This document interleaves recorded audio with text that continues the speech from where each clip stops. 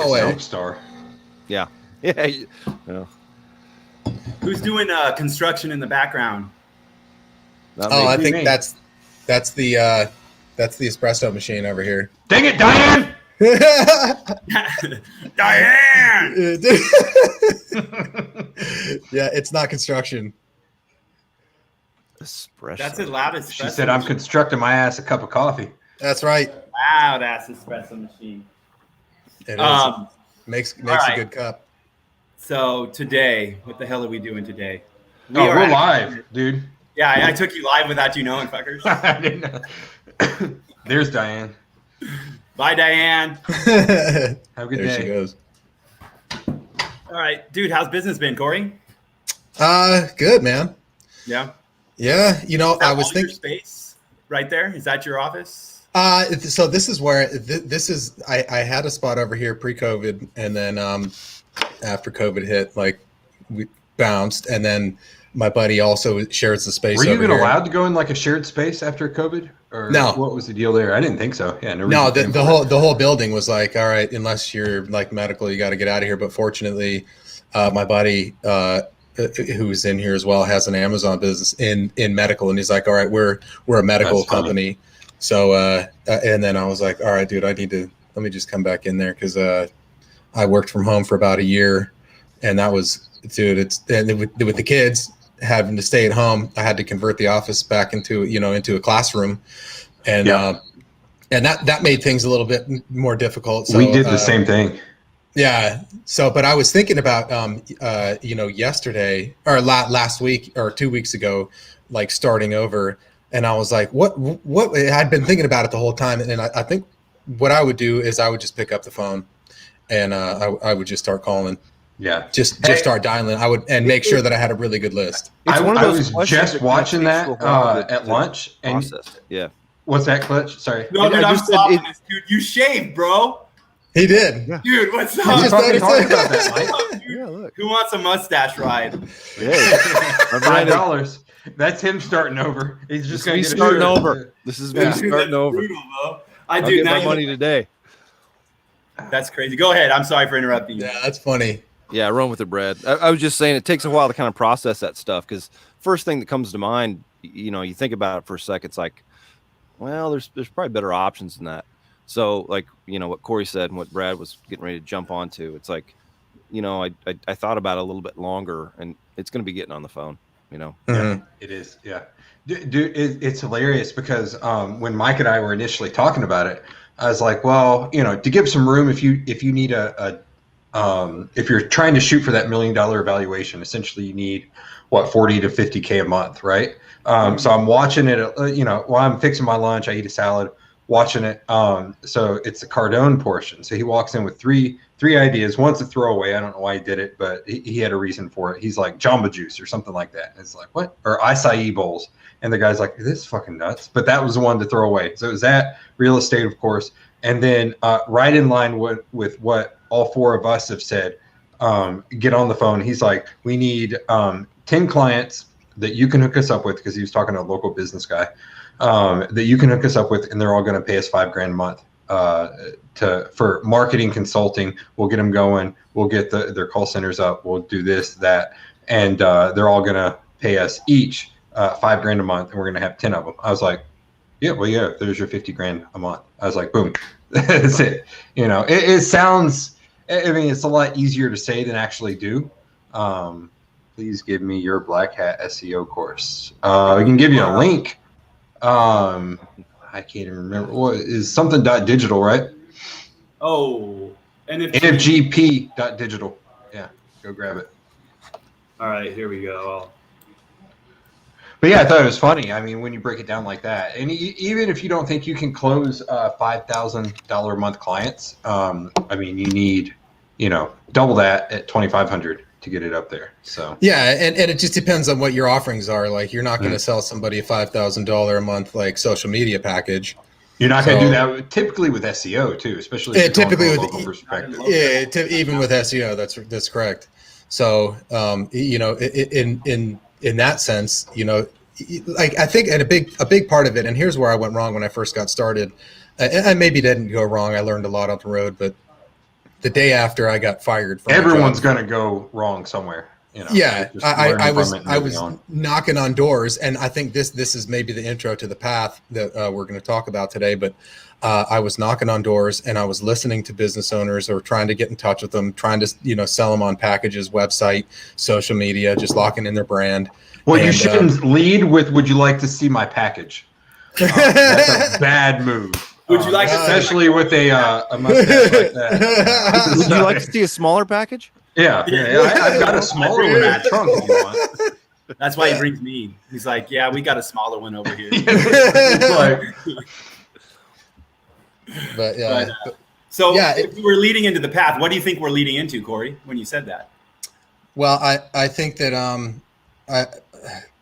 what I feel like when I just hear the path is like everything that you've done up to this point is the is setting you up for where you're headed, and depending on the energy that you approach every day with and your intentions for that day, and the person that you have become from up until this point is going to determine what your path is going to be. So all the stuff that I did that flopped, that failed, I wouldn't say it failed. Like you win some and you learn some, right? So Yeah. but if the hustle is there, if the passion is there, doors open up. Like the luckier you end up getting. So the harder you work, the luckier you end up being, right? Isn't Yeah, that exactly. the saying? You Yeah. create I think luck, that's how it that's the goes. thing. We engineer luck, man. Luck comes from hard work, dude. I'm telling you, it's like what Fletch says about engineering where we're going to end up. Like 100%, it comes down to engineering, and luck is not a dice roll, dude. It's not throwing a dice and getting a good die roll. It is literally the work you put into, and it is the path that you are walking. Also, the more you roll the dice, I mean, the more likely you are to hit a lucky number. I don't. No, absolutely, dude. Yeah. I had a conversation. I kind of see it still being a dice roll, but everything you've built means that maybe you need a 1, 2, 3, 4, or 5 instead of the 6. Yeah. You increase your odds. Luck is going to happen. 100%. It's going to be a piece of it, but everything, like Corey was talking about, everything you've built lets you see things that you can do with what you know, what you have, people the way you approach problems, what you can contribute and deliver, and so it just really increases your odds with the luck that does happen in actually being able to get some pay dirt, kind of hit and make something out of it. So I think that's a good way to put it. I think throwing the dice multiple times. Like I had a conversation with my daughter. She's starting another YouTube channel, right? And How's the first one going? dude, she was unhappy with it, and it was a struggle to get her doing it. So I kind of backed off with her, and she finally came and decided what she wanted to do, and now it's a passion project for her. Which passion projects are cool when you're in freaking junior high, dude. Like it's not like she has. Well, that's how you learn, yeah. So she's I'm making her actually interact with the designers. I'm making her interact with the dude on Fiverr for the logos, all that. She's doing that herself, just kind of learning that. You know how I learned computers? I figured out you could download free music and burn them onto a CD. Yeah. So I learned all I wanted, and then Napster. other things that I found on the internet.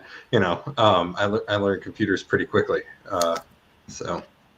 And I think that like when we're talking about the path, and to me, like it's like I said, it's life or death for me. Like I have to walk this like middle of the road, or else I go off on this freaking adventure that ends up with me dead or someone else dead, whatever the hell that shit becomes when I start going on a bender or whatever. It's super important for me, and I see my kids and they're very much like me, so I'm trying to get them on that path and to start engineering the right things for their success, because like we've talked about it, man, they live a different life than other kids, man. I'm sorry, and they have it very easy, dude. Like mom and dad are home, they're together, they're married. They get whatever the hell they ask for if they don't ask for too much. Like they don't not get the shit they want when they're kids, like I was when I was a kid. Like I can provide for them more than I was provided for, and it's been like a struggle for me to like, where do I find that middle ground of like, hey, you need to do this and not be a dick about it, but also get them a work ethic at the same time. Sometimes you just got to be a dick about it. I'm good at that, dude. Yeah, me too. But like really though, like it's, I think that if I had found some sort of focus or had a passion when I was, 12, like my daughter, instead of getting high at the bus stop before school, like it would have been a different life for me, dude. Like, and so it took me a long time to walk that and even find the beginning of that damn path. Right. But once I found it, it doesn't make it easy. But as I started to develop like principles and develop routine, that became easier. So routine is it would fix a lot of problems for people that I see that are having problems. Routine helps 100%. A ton. Keeps you out of trouble for sure. Yeah. I've been talking to a student, and a lot of people get in situations where we talked about this a couple of weeks ago, where you get comfortable when you're making good money, when life is easy, and you don't. And then again, what's good money too? Good money to me might not be good money to like Donald Trump. Right. Something like that, or like the Wolf of Wall Street. I think I was watching a speech of his one time. And he said his oh shit moment was when he gets all the way down to $8 million a year. Yeah, he's like, oh shit. I can't live comfortably enough. I've got to get on it. Yeah, can't. It's too easy for a person like me to be like comfortable and like just chill and not freaking stay hungry, dude. And that's always been like my thing is I gotta like if I don't stay hungry, then. Well, that's the thing that separates. I mean, you look at guys like Tom Brady or just, these guys that have been inducted into the Hall of Fame in any sport, really. All these guys are doing the same thing. They're just doing it in different ways, right? You got all the guys are showing up and they're practicing. They're all, they're all doing their job on the field. But what happens off the field is, let's say, Saturday night, some of the guys are out drinking, some of them are watching TV, some of them are doing whatever else. The high performers are going about their daily routine. They're rehearsing the game in their mind. They're training. They're putting the work in, and that what happens off the field, just like you were saying about like routines, is gonna reflect on the field. So whatever you do in secret is going to be rewarded in public. So and I think a lot of that goes back to when you start looking at the path that you've been on, and identifying certain things that works. I bet it's the times that you were really feeling inspired or you were scared, you let fear be your motivator, and you just thought, I have to get something done. And when you take that same kind of motivation of knowing that you've got it, you have to produce, and then you allow that to push you into, I got to get up every day at the same time. I got to do a workout. I got to get into a different energy level. I got to feed my mind. I have to meditate. I have to be completely prepared for when I hit the field, because when I hit the field, I'm going to leave it all on the field. And to approach things with that kind of energy is really when you start separating yourself from everyone else. So the goal here of what we're doing, everybody, our goal should be to be the very best at what we're doing. And you can look around for inspiration. It's all over the place. There's podcasts and different, books and stuff. But ultimately, that path that we're looking at, like it's always, it could change. Like you look at a tree and this branch goes over here, this branch goes up here. This one's got a ton of fruit on it. So we have a choice every day, but the more days that go by, the less choices eventually that our path has. So, this is the day to choose the path that's got a bunch of fruit on it, to where you're 100%, dude. And that's the whole thing, talking to people that stay a little comfortable, everything's going well. And then all of a sudden COVID hits, business is down, gone out. They had the chance to hustle for like 5 years before that, but they lived comfortably, didn't hustle for 5 years. And now they're hustling their ass off every day trying to make their mortgage. Also look at the, the restaurant industry was obviously hit exceptionally hard during COVID. Look at the people that are having to file for bankruptcy versus the people that aren't. One, I mean, a lot of them like Steak and Shake, stuff like that, they were having trouble before anyway. But the ones that are thriving now, or at least made it through, are the ones that adapted like quickly. It's the people that started offering curbside service and all that stuff until they could get back open.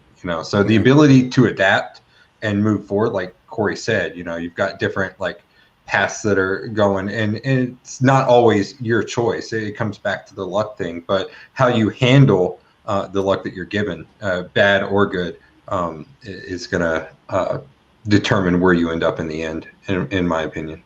No, one of the things that like this kind of mini conversation has kind of triggered me to think about is like performance psychology. There's a guy named David Goggins who wrote a book called Can't Hurt Me.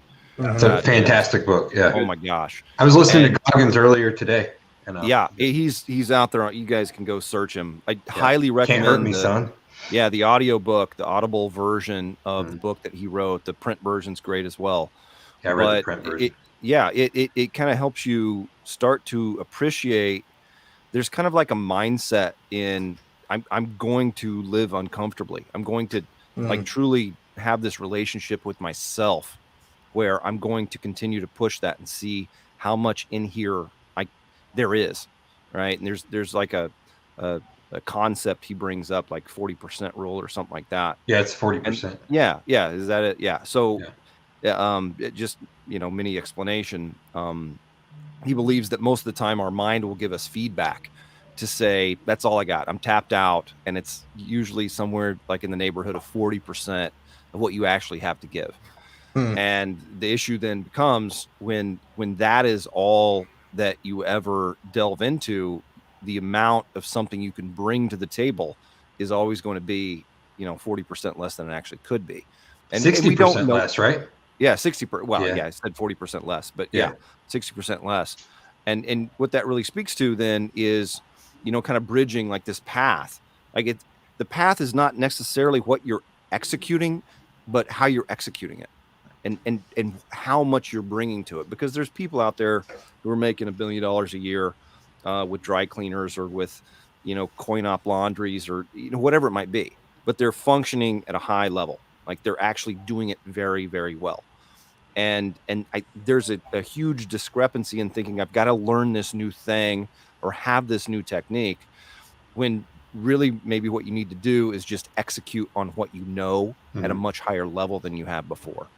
No, 100%. And I think that's what I see with a lot of people that hit that I'm making 10,000 a month, I'm making 20,000 a month mark and never bust past it, is that they get to this point, and instead of focusing on expanding where they are, they like come out and they start looking at all these different options and they start getting this analysis paralysis. And I mean, that's like the line I see, and I see it repeatedly with students, that they get stuck at $10,000 to $20,000 a month in gross or whatnot. And I'm talking to guys bringing in $20,000 a month in his firm. Maybe we spoke at an event maybe a couple of months ago, and his take home was like $4,000, dude. Like, and it was all based on one client, dude. And that client easily can go, well, that's scary as shit. Yeah, I'm gonna walk with them, and like now you're down from I'm making $20,000 a month to I'm making an unemployment check, or I'm getting a day job or whatever, and I'm stressed out every day hustling and trying to move forward, right?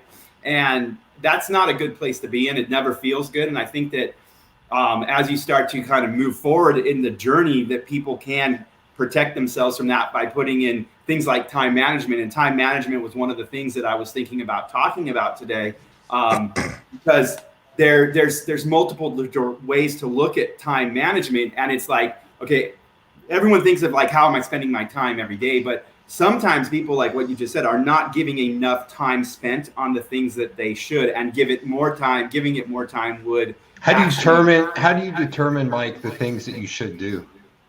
Exactly. That's my point. Are you asking me? Yeah. Anyone. I don't know. I ask you, bro. I don't know. No, honestly, like what I'm saying. But back on the high level stuff before I forget it. Did anyone see Elon Musk's tweet right after he found out he was the richest man in the world, or he'd become that? No. Yeah, he said, well, that's funny. Back to work, and then just goes about his day, But you're talking about the highest level, dude just became the richest man in the world. And I think he's got a new IPO coming out too. What was it about? I think it was like a internet service or something. The Starlink thing. Yeah, Starlink. He's launching the satellites up. It'll be 5G worldwide remote satellite internet. That's going to do extremely well. Yeah. There's people already signed up for it. Josh Beecraft, you guys might know the name. Yeah. He just got hooked up. I was looking at it. $50 down payment or something like that. Yeah, you got to buy some equipment. I actually looked it up to. We've got property in Alaska that's remote, off grid.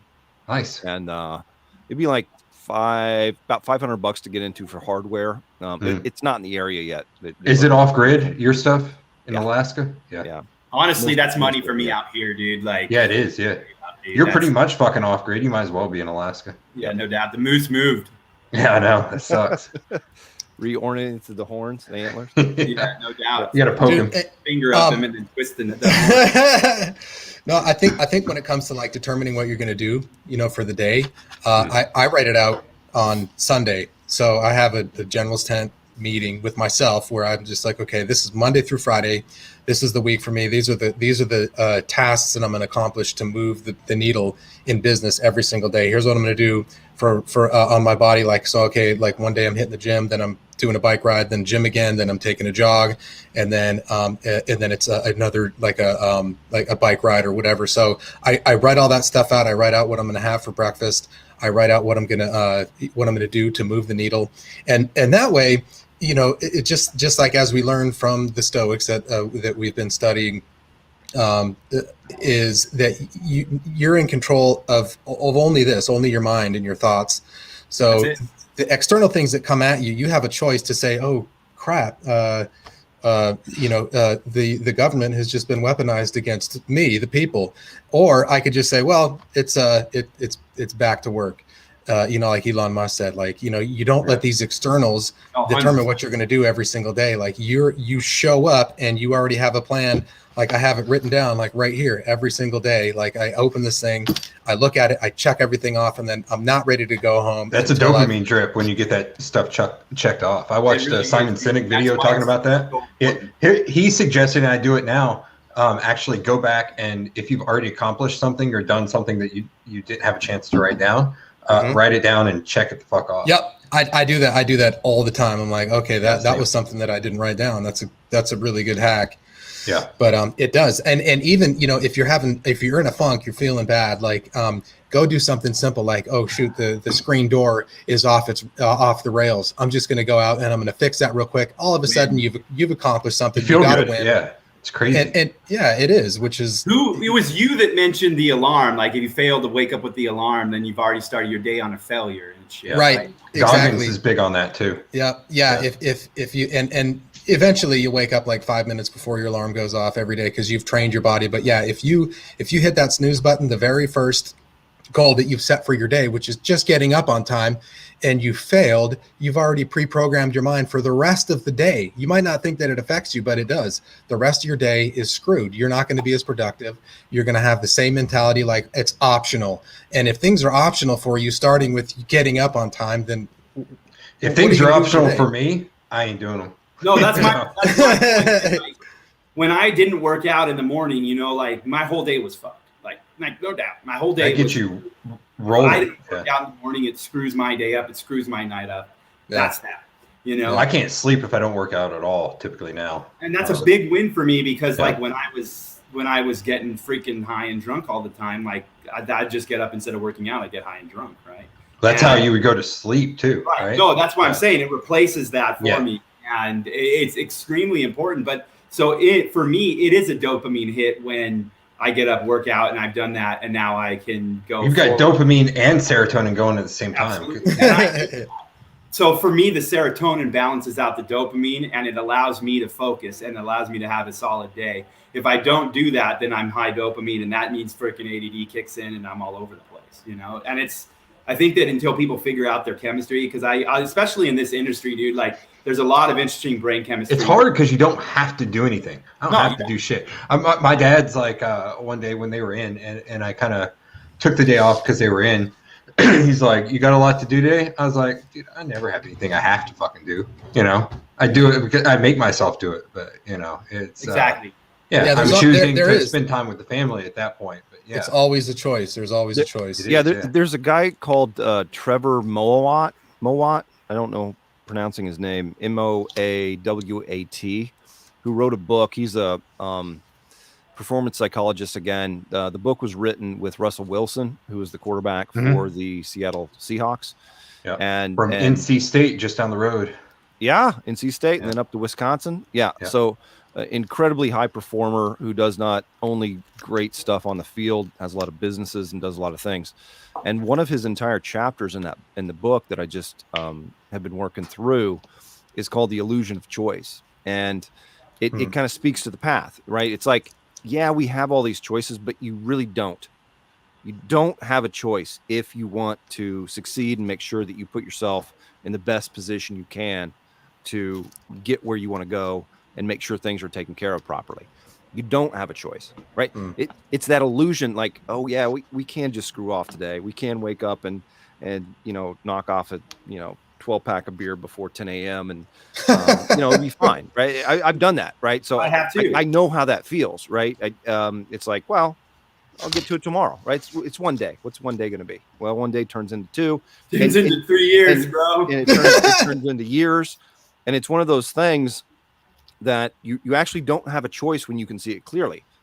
When you look at things clearly, there is clearly a choice that this is better than that. It might feel like you have choices. It might feel like that's what you should do. You might feel like you can screw off or you need to get your brain chemistry right to even function or whatever. And I can speak, this is coming from experience here, but you really don't. It's a very clear choice. Intellectually speaking, no one would say, oh, that's a better choice. No one. But we think we have this choice. And that's what I think derails a lot of us, a lot of people in life, is that we think we have all these choices. And that even speaks to, people who tend to have very few choices tend to be a lot happier, right? It's like, well, if you've got everything in the world you can do, it's like, well, now there's more to decide. There's more that money magnifying glass, like you said, dude. Yeah. Like you get into money when you're kind of all over the place and freaking you're kind of getting whatever those issues are. It is a magnifier. It magnifies your state of mind at that time. And it's going to bring either more like, oh, what the hell do I do now? I can do anything I want. And it disappears. Or it's going to be like, well, I can continue to work. I can balance my life and I can enjoy the free time that I choose to have, And it's like that inverse of momentum as well. It makes the next day that much harder. Yeah. It makes the next day that much harder to see clearly. It's like, oh, I'm just trying to get over yesterday, right? There's a show called that's a good something. Point, it's like, I'm trying to just get back up to zero. Right? Like, I feel so negative. Like I'm just trying to get back up to like, okay. Right. And it's not it doesn't go anywhere. I like what you said about momentum, Fletch, is that, a lot of the things that we do in our industry the options that we're faced of as far as growing the business are uncomfortable. Picking up the phone is uncomfortable. I get stressed out still. Like if I have to call someone, I have to kind of hype myself up a little bit. Right. I hate sales. I was thinking about like the Cardone stuff when I was watching the show. I was like, did everyone watch the one where he kind of went off the rails when he was on with Jordan Belfort? That it was Cardone and Belfort. Belfort was interviewing Cardone. Cardone seemed like a freaking madman. But one thing that I found interesting in that interview was he mentioned sales. He's like, I fucking hate sales.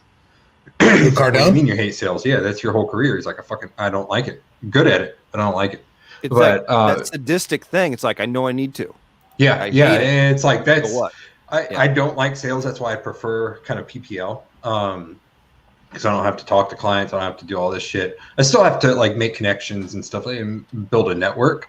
But when it comes down to it, if I had to, I want that ability to know that I can, if I absolutely have to. And that's what kind of on that show, what he's doing now. All right, I've got to make these sales. I'm going to go out and get 10 people to give me $5,000 a month, for this full marketing package.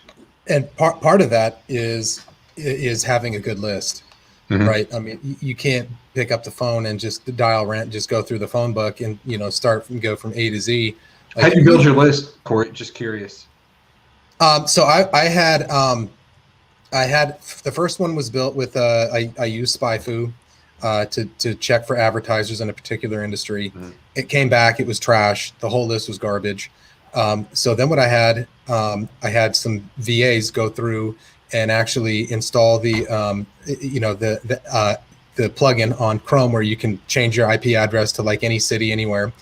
Google the main search term without the geo modifier and identify all of the advertisers. Take down their, without clicking on the ads, get their URL, and then clarify the no-click frauds, bro. I was like, don't click on it. Just get the URL. You can copy and paste it, or you can type it out, manually. I don't care how you do it.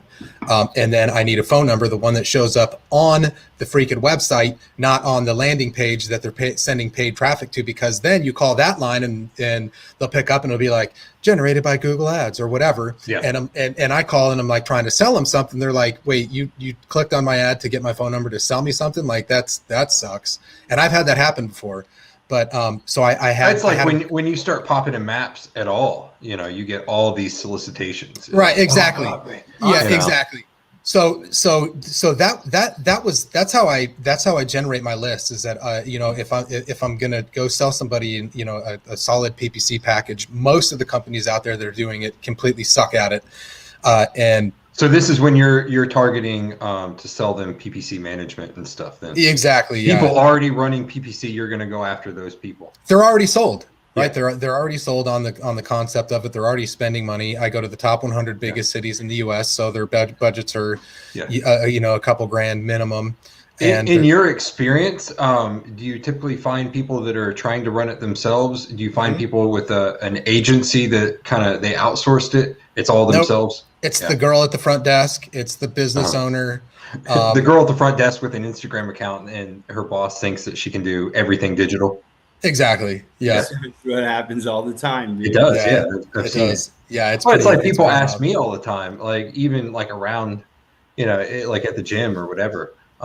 You do you do pay-per-click advertising, right? Nope. I do Google.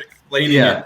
They're like, oh, you do websites, right? I was like, for myself, you know, I can do a lander. Oh, you do Facebook advertising, right? No, sure don't. I can do it. It's not going to be good. But, you know, if you need something up and running, I can help you kind of manage the platform. But beyond that, that's not my expertise. Oh, okay. Yeah. You sound useless. I am useless. I hear right. that. What good are you? Look, I can't even clean a knife. How the Dude, he sliced the shit out of his finger. Yeah, ouch. Jeez. No tendons though. I can feel it. Yeah. But not too deep. But yeah, I was cooking dinner, a nice London broil. I was excited. It was almost done. I was trying to hurry up and kind of tidy up the sink and stuff, and you know, so I was cleaning, you know, the knife, and then I had some shit on there that wouldn't come off with the brush, so I got the Brillo pad. I was doing that, so you know, like, and it slipped and just. I've done that. I did that with my Cutcos. The week I got my Cutco knives, I cut myself. Yeah. I had 4 Band-Aids on my hand the first week. Yeah, and it was me going back and forth after that with Kelsey, and she's a former wound care nurse. So it was me arguing with a wound care nurse, like, I don't need to go to the doctor. And I was like, just puts fucking, you know, Band-Aids on it and super glue. Yeah, and that's what I was gonna do. I was like, we're gonna clean it out, then we're gonna super glue it. You know, I've got some new in there, and and then what convinced me to finally go is she put butterfly Band-Aids on it, and then a bigger Band-Aid on it. So then I'm doing that, and I go to get the London broil that's still on the grill. I smoke it for an hour, take it off, turn the grill up, and then I've got a process. But so then I look down and like there's blood dripping down my finger. I was like, fuck. I was like, I better go to the doctor. So then I go to Dave Keys. Yeah, Dave. That'll be the name of the show today. But then I go to the doctor and I wait there for like an hour. Finally get back there to the convenient care. I'm like, well, I'm hoping you can just glue this back, you know, clean it off, glue it back together. I still have it in my head that she's gonna fucking glue it. She's like, nah, I need stitches, bro. I was like, okay, stitch it up. She's like, this isn't the worst one I've seen today, and I get queasy with cuts, especially involving myself. She's like, it's not the worst one I've seen today. Earlier, you know, a guy just left. I was like, no, wait. She's like, no, he had a machete. I was like, no, stop. I'm going to fucking pass out if you keep going. So I finally got her to stop talking about that. So then she stuck my finger a bunch of times. She sewed it up, and I'm on the mend at that point. I was like, all right, tell me about the machete story. I guess the dude almost cut his finger off, like, and she sewed it back up. But anyway, that was my week last week. The only bad part is I can't go to the gym and hit shit. I'm gonna try it Saturday. So Corey, you got the schedule going on Sundays when you make your schedule. You make the schedule for the whole week or just Monday? The whole week. Nice. Yeah, the whole week. Because then I have this mental construct in my mind that nothing is left up to chance. Something comes to my schedule and they're like, hey, we need you, or I need you, or whatever over here this day, and I'm like, I can't do it. Like this time right now is, for lack of a better term, this time is sacred in order to build and do the work that I have to do. So it just really kind of helps to have a schedule written out for the entire week. And that way you have, because I mean, if the things that are measured are improved upon, if you're not measuring what you're doing with your time and how you're growing your business and yourself, then it's not going to be improved upon. So I measure the 4 areas of life, like my body, my relationship with God and spirituality, my relationship with my wife and family and friends and people, and then of course the business. So all of those have to have. I'm not out there trying to get get a grand slam every day. Just RBIs, just base hits. Balance, bro. So here's the thing: is one of the most important things in time management, I think, is actually pausing and thinking, dude. Like I think that's something that for me was harder to find. Like I can do multiple things at once. I do better when I'm doing more than one things at once because of the way my brain works. But I also forget to think about what the hell I need to do next. So that's why, to me, I have to have the list. But I'm singular minded. I have to like sit down. I'm gonna shit this thing out. Like I'm gonna get it complete and then move on to the next item on the list. Right. Well, let's take like Corey. Go ahead with this, bro. So yeah, how do I price management fees for PPC? I mean, 15% of the budget is like industry standard. Everybody says, at a certain price point, $800 a month or $1,000 a month, or 15% of ad spend, whichever is greater. So for most of my local campaigns, I mean, it depends on what you're giving them. If all you're doing is managing like an SEO campaign for, let's say a national brand that's doing e-commerce and they want display advertising, it's all going to be different. So you've got a line item for display advertising, you got a line item for just regular text ads. So for me, for the locals, what we're doing is we build out a landing page for all of them because all their landing pages suck. You charge them for that or include it with everything? Yeah, that's part of the setup. Yeah. So the setup, you get the landing page, and then you get. And your landing pages convert quite well. I've seen it, firsthand. They do well. Yeah. Yeah. They do. Yeah, thank you, man. I mean, I like to get those up, 15% or higher for conversion. Yeah, whatever you're charging for the setup fee, if that lander is included, then it's well worth it for the local company or national company, whatever it is. But yeah, your conversion points on there. Yeah, exactly. And so so for the setup is like $600. They get a landing page, build out the whole platform with we give them a phone number, all the talk time is included, so all the leads are tracked whether they come in. So on the landing page, like you can track the conversions there, you can track the conversions from calls, so all of that stuff we want to be able to just show and report that. So this whole platform is built out for them to really see the work that we're doing, and then getting in and actually managing the campaign. So we start that the management at that is about $1,000.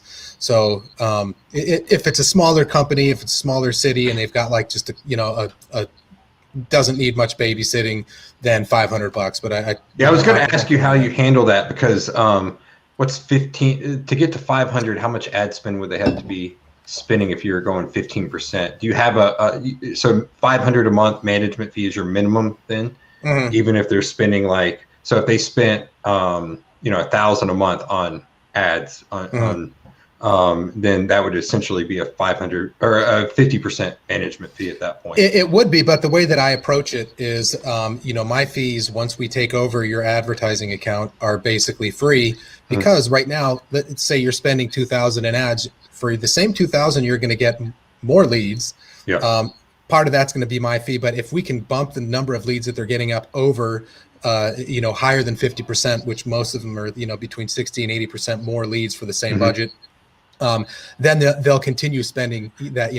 Just your time spent on the landing page. I mean, I know they're going to see a bump in leads. It's going to be insane. the easiest way in the door is not, hey, I'm going to sell you a new service. I swear it is, I am going to make you more money with what you're spending right now, and it's going to be a good thing for you. And honestly, smart business owners will take that kind of offer anytime they can take it, man. If you can build the trust with them, it is I think a much easier sale than saying, hey, why don't you start spending $2,000 a month, especially when you have a pandemic going on. People are losing businesses and things like that. Exactly. It's just a better angle right now, dude. And are you seeing the angle of let me help you save your business? I mean, are you dealing with people like that at all, Corey? I don't really, lead on that. I don't want to come in and rescue a business. Yeah. I want to lead, but I don't want to be position myself as a savior, because if they manage it, then they put it all on you. Yeah. Mm-hmm. I didn't know if you ran into that much, especially right now. Yeah, not like that. Like, mostly the people that are paying for ads, that are still paying for ads.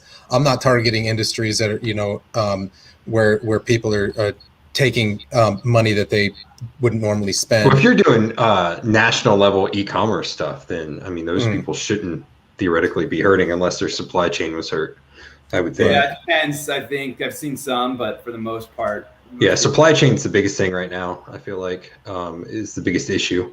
Was there a huge, what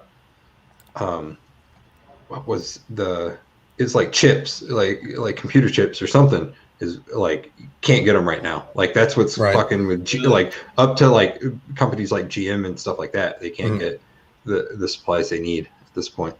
That's because they come from China, but China gets them from Taiwan, and right now China and Taiwan are having a hissy fit with each other. Yeah, Taiwan, from my experience with dealing with supply chains at my old day job, Taiwan is much preferred over China. A little more expensive, but yeah, we got all our stuff from Taiwan.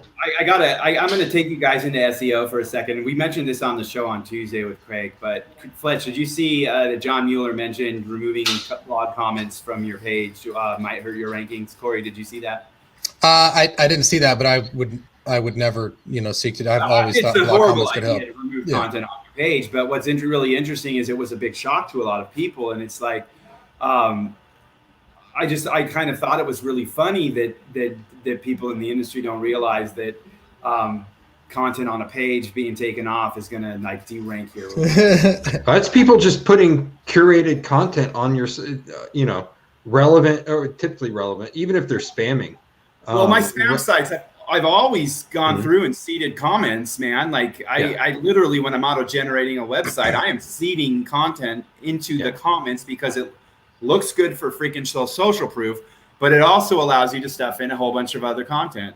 Yeah. I mean, it really does, man. So when it's like the webinar that we had to kick off GMB Master Academy, a few years ago, Jordan talked about getting the keywords into your GMB reviews, you know, and that just boosted. I mean, and a GMB review essentially is a blog comment, in my opinion. It's like the equivalent. It's exactly the same thing, man. And but it's kind of funny because we were talking about time management, and if you are doing SEO, it's like, to me, it's the counterproductive, and this is where my brain goes, is freaking weird shit like blog comments off topic when we talk about time, but you're saving time if you can generate people commenting on your blog, and you're generating extra content for free. It's like we created the community section on the luxury site, and the majority of our highest traffic pages were written by other people off of page, or out of the business instead of our writers. The highest traffic stuff is something that people put in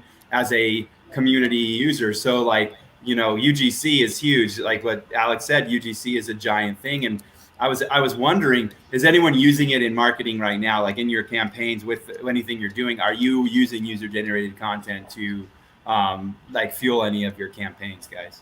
I mean, through GMBs, just like I mentioned, that's where I would use it probably the most, because I know better rankings there, more rankings there equals more calls, more money. Yeah. The best example is the sites that are in the luxury space that I have. It's literally getting people to publish full articles. That shit is amazing when you get people writing full content for you. And It literally became like, I would say 25% of our pages was created by people offsite, and we're talking about thousands of articles people putting into a website. So when you get into these larger campaigns with publishing sites, like look at Medium, right? I mean, you got Medium.com. That's a great model, you know. Well, like speaking about that, Mike, like, you know, you go out and pay for a link from, you know, New York Times or Wall Street Journal, or like they're actually monetizing it directly, and people are building content that's going to get traffic, and they're going to monetize it however they monetize it, just for the express purposes of either PR or you know, links back to the target website or whatever it might be. Like the comment section is kind of an intermediary almost there, which is, you know, not directly monetized with a fee to be able to post your comment, but you know, we know how the SEO world works, and you know, people who see an open comment blog, they're going to go try to stuff their link into, you know, some comment. I got my link on way back in the day. I left a review on OMG's site because Mike was Mike Long was asking everyone to review it and everything, because you know he's good at getting reviews and everything. So I noticed that they had it open where I could put my URL in there. So my personal SEO site, like my city SEO site, had a link from OMG, which was getting a ton of traffic, and it like bumped it up. Yeah, exactly. It was fucking great perfect. Signals coming through. Yep, exactly. That's how to do comments. Yeah. Well, that's the point. Blog comments, like spam is one thing, but actually going out, finding pages on or pages that are ranked on page 1 of Google in the SERPs, and commenting on a high traffic page is actually that works. Successful tactic to use, dude. So it's a way to even generate direct leads. When I was in construction, I would go comment on people's articles that were about home energy efficiency and financial, you know, paying off your mortgage more quickly and all this kind of stuff. And I'd write a nice big chunky thing, and I'd mention my company in there, my name, all that kind of thing. People would read those and actually go to my website, you know, give me a call. It's not like a ton, but you know, 3-4 jobs, you know, it's $10,000 worth of work, and all it did was, you know, help me hone my ability to communicate through the written word. And it didn't take that long. I had stuff to write. It helped out the conversation, and, you know, helped me kind of start to understand and flesh out better what people were really looking to understand about the thing that I could help them with. So, you know, I mean, there's pre SEO, I was doing forums and stuff, and Dave mentioned traffic. I mean, that's all traffic. It's a link. It's probably a no-follow link, but who cares? It doesn't matter. And here's a good point. And it's not that traffic is the other link juice per se. It is more so that links have always been a way to make an estimation of traffic to a website. So I would say that traffic is the key. Traffic is the UX. I would say the UX is what is actually important, and the backlinks are a way for Google to estimate. When you want qualified traffic that's going to theoretically convert as well. And that was my whole thing with the forums and stuff like that. And like what Fletch was mentioning. I mean, if you want to rank on my city SEO site, you can do it in blog comments. Just go out and find marketing forums, local. Like if I want to rank for, you know, Greensboro SEO, I'm going to go out and I'm going to get my entity. And then I'm going to go out and if I don't want to do the Mininet thing, I'm going to go out and find, you know, local, like Chamber of Commerce or, you know, like any kind of local thing to Greensboro, and I'm going to start shoveling, you know, links and traffic that way. Absolutely, dude. No, it's the traffic thing. This is like Eric Ward was a badass. Okay, I don't know if people out there have read his book. You know, he was a badass, man, and people took his concepts and they ran with them. You know, like Ryan and Webriz, all these guys, you know, this third generation or whatnot. Eric Ward was all over it dude. I was a member of his mailing list for like ever, dude, like $8 a month, and you got nothing but these amazing link opportunities. That I was on it for a long time. Yeah. You know, and he had the right concept, and he understood the patterns. He understood what links were from day one. And it's not about, he's an SEO, and you can read between the lines when he's saying, don't go place any link. Go place a link that has traffic. Go place a link that has traffic. That's essentially saying what links are actually good links, what links actually pass solid page rank and that rank well. And this is links that can allow Google to rank you. And that's links that they can credit and make an estimation of how many people have clicked from page A to page B, and then make a ranking to score decision based on that and moving a site up. And which is then kind of the underlying principle behind relevant links, right? Right. Like, well, 100%. that's why you want a link on a relevant page. Is there's a much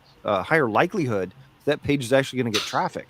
Might be ranking for several key. There's a much higher likelihood that's like kind of the principle behind relevance being the big key to where you're trying to get links from, which is what Brad was talking about. Go out and do blog comments and do whatever. It's like that's a relevant page, and there's a higher likelihood there. And so what it's a captive audience as well. One that might convert. Think about this: if you're people in the audience that are newer, like if you have a blog comment page that's spammed out with nothing but unrelated spam comments, it's very easy for that to be ignored, because guess what? Now you've got 100 freaking links that are unrelated that are like spreading the page rank out over all of that.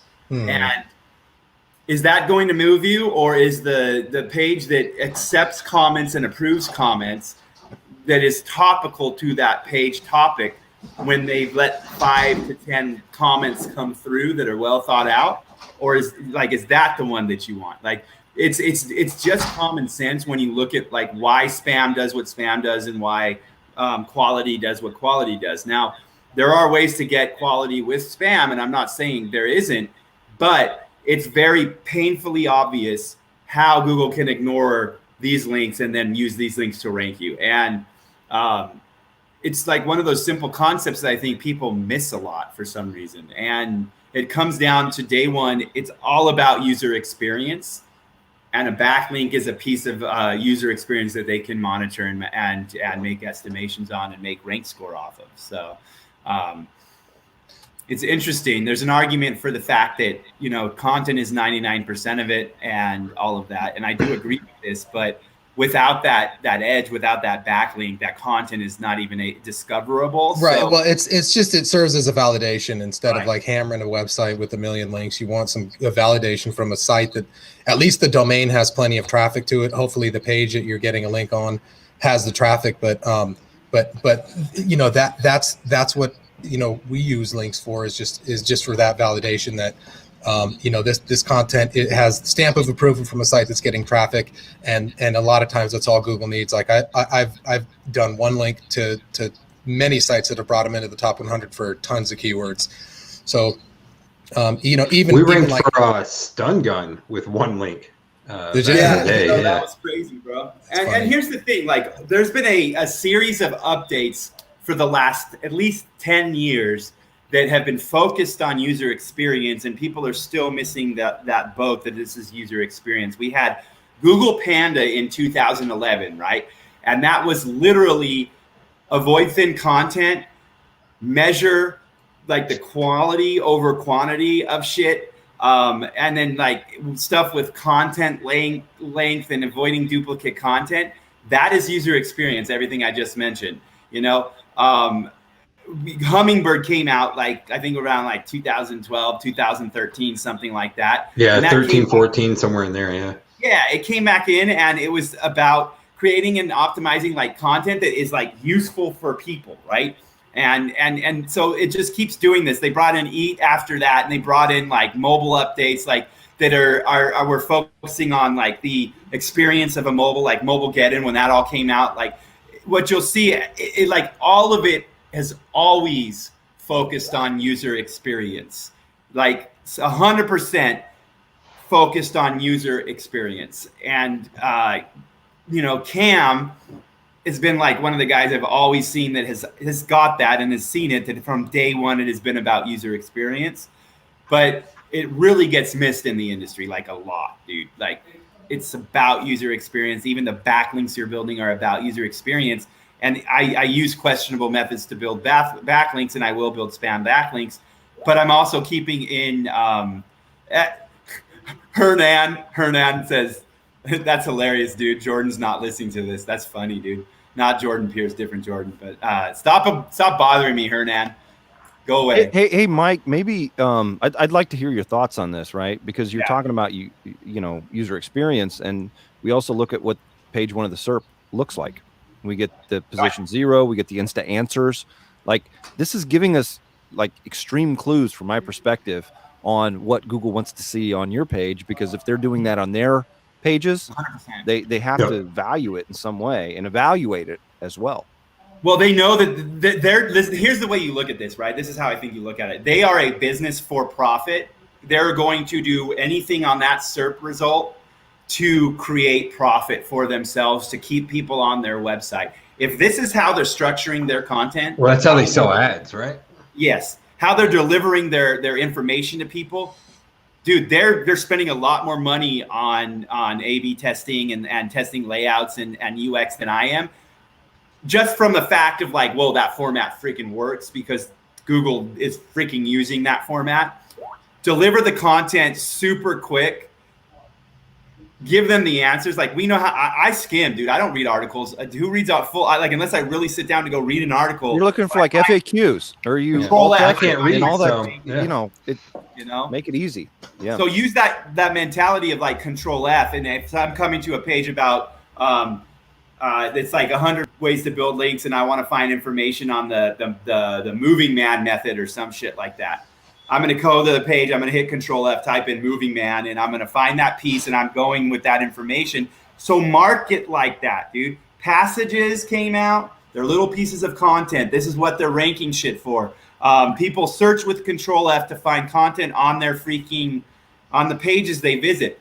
So if you know that, you better be marketing in every one of these segments and trying to convert these people like the second you see them, because it's no longer like you've got the first 5 minutes, you've got the first 30 seconds, they're reading the first paragraph. Well, and that has been the problem. And there's still a ton of crappy pages out there that they have like 3,000 words of content to rank a page for. Like you're just trying to find the directions on how to cook an acorn squash. And the little snippet that you got a piece of before you click through, you're like, all right, where's that from? You're like, okay, they talk about where did the acorn squash come from? What's its origins? How come they're this color? What kind of vitamins are in them? So there's just all this crap about an acorn squash, and then why you should use goat milk. Goat milk is this and that, and so it's just like all this crap content. So. Goat milk. So I used to do content that same way, where you and then you get down to the actual. All the recipe sites are like that. Yeah. So, but if you start and just like Fletch said, is that you've got all these signals that are right up. Google's showing us like, here's what people are also asking. So take what people also ask, put that up at the very top of your content piece, and then anything else you want to add to that, drop it underneath, because people then they don't have to use Control F. They can see it right there in like these H2s or H3s on the actual question that they probably have when they found your page. Yep. It's very missed by people. I mean, it really is, and major corporations are missing the boat right now. That's why we've been talking about like contextual marketing a lot, and it's just important to capture that and be out and stand out and get permission to market to people and understand the way people actually search. And this is interesting because a TOC, I absolutely might look for a TOC, but I'm guaranteed to do a Control F search on the page if I want to do this quickly. I do think that TOCs are extremely important. But I'm only using a TOC if I'm really doing research and I went to a page that I really want to find something on, like not a random search where I'm just trying to find a piece of information quickly. I won't bother with the TOC. I'll Control F. Right? The adult sites don't typically have a TOC. It's just a video and a header. But if I'm going into a document that is about a patent that I'm reading or whatever, I'm going to go in and look where that section is on the patent because I want to read the information. So it's definitely something to cover. It's just so like one of the things that comes to mind with what Alex asked about there is we've seen this more and more with somebody. You want to be on YouTube and actually getting chapters put in place. It's like scroll or scrub. Hey, tell them your name. Ryan. Mm-hmm. Hey, buddy. You're getting big, dude. I haven't seen you for a while, man. It's getting harder to wrestle. I bet. Got him too many moves. Yeah. Choke. All right. No, so like with video content, right? Because it's previous to getting transcriptions and all of the different things that come with that, having chapters in there where you can like just scrub to the exact point you want to see. Shut the It's door, user please. experience related. And so, you know, a lot of the things that we do with ADA compliant websites, ADA compliant videos, and all that type of thing, having that video be something that people can engage with differently than just hitting play and waiting for the hour and a half, you know, the show notes and all that type of thing. That's an expression of this same type of content, right? You know, Google hasn't necessarily gone through and inherently understood the content. They just got a digital transcription of the video, and now they have a better idea and impression of what the video content is about.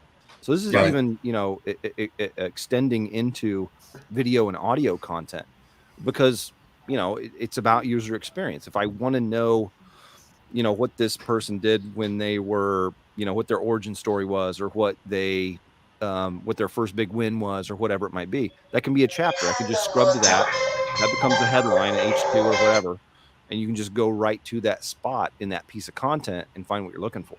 I thought you said orgy story.